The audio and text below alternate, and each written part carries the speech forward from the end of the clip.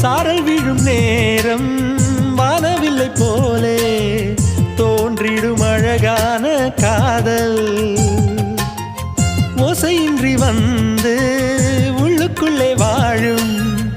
இளமையின் சங்கீதம் காதல்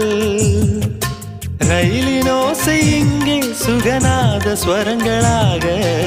இதயம் இரண்டும் இணைந்து ஓடுமா அழகு பாதம் பார்த்து அவன் சுப்பிரபாதம் பாட சினுங்கும் கொலுசு சுருதி சேர்க்குமா கோடி கோடி மின்னல்கள் ஓடி வந்து பாயுதே ஏனடி